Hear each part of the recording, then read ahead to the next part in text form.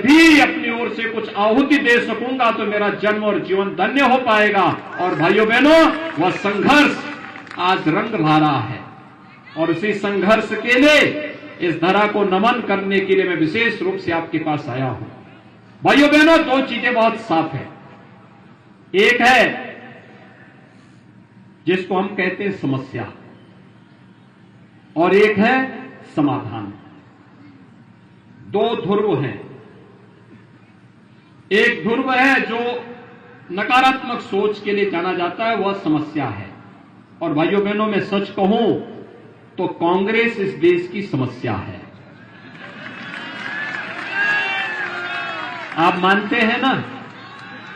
देखिए, देश का विभाजन कांग्रेस के कारण हुआ, अन्यथा पाकिस्तान और बांग्लादेश नहीं बनते।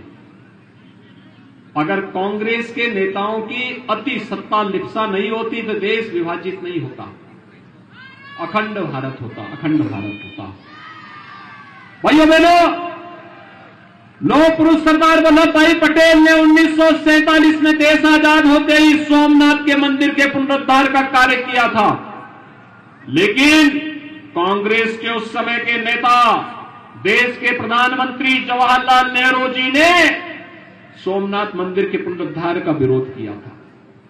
कांग्रेस चाहती ही नहीं थी कि राम मंदिर का पुनरुद्धार हो, सोमनाथ के मंदिर का पुनरुद्धार हो।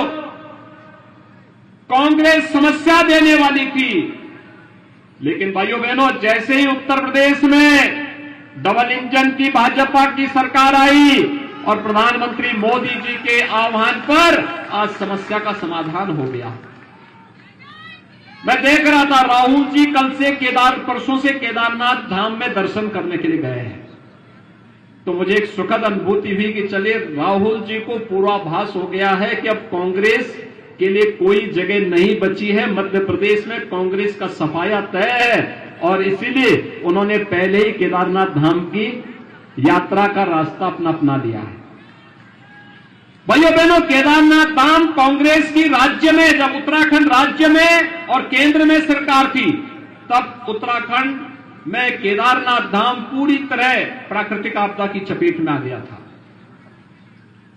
हम सब आभारी हैं प्रधानमंत्री मोदी जी के, जिन्होंने केदारनाथ को एक भव्य स्वरूप देकर के केदारपुरी के रूप में पुनर्स्थापित कर दिया है।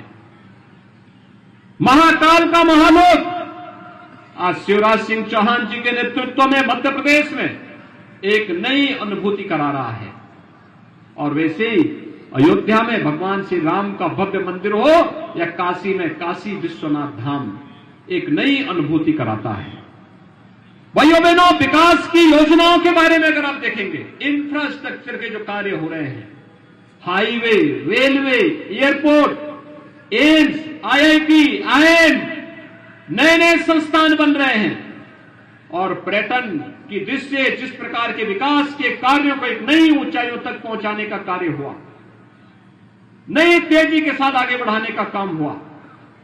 प्रहलाद जी जब केंद्र सरकार में पर्यटन और संस्कृति मंत्रालय देख रहे थे, उस दौरान उन्होंने देश के अंदर हर प्राचीन धार्मिक स्थलों को एक नया स्वरूप देने का बड़ा अभियान प्रारंभ किया था और कोई प्रमुख धार्मिक स्थल ऐसा नहीं था जिसके लिए उन्होंने उस समय धनराशि देकर के अपनी विरासत को सम्मानित करने का कार्य और गौरवान्वित करने का कार्य ने किया हो। भाइयों बहनों, एक लोगों के मन में एक लालसा होती है, यह कार्य 1947 में भी हो सकता था, उसके बाद बनी हुई कांग्रेसियों की विभिन्न सरकारों में भी हो सकता था, उन्होंने नहीं किया। और भाइयों बहनों, गरीब कल्याणकारी योजनाओं की बात आप लेंगे, जो आज हर घर में शौचालय बन गए हैं। केंद्र और राज्य में कांग्रेस की सरकारें लंबे समय तक कार्य किए। यह कार्य कांग्रेस भी कर सकती थी, हर घर को आवास दे सकती थी, हर गरीब को आवास दे सकती थी, हर घर में बिजली के कनेक्शन दे सकती थी, हर गरीब परिवार को स्वास्थ्य सुविधा का लाभ दे सकती थी, हर गरीब को उज्ज्वला योजना का कनेक्शन दे सकती थी। लेकिन कांग्रेस का कभी एजेंडा विकास नहीं था, लोक कल्याण नहीं था, एक परिवार का कल्याण था। वो इससे बाहर कभी नहीं निकल पाए। और भाइयों बहनों, आज इसीलिए हम सब आपके बीच आए हैं। भारतीय जनता पार्टी ने जो कहा वो करके दिखाया, समाधान किया, और समाधान को निकाल करके आपके बीच में लाने का कार्य अगर किसी पार्टी ने किया है, वह भारतीय जनता पार्टी ने किया है।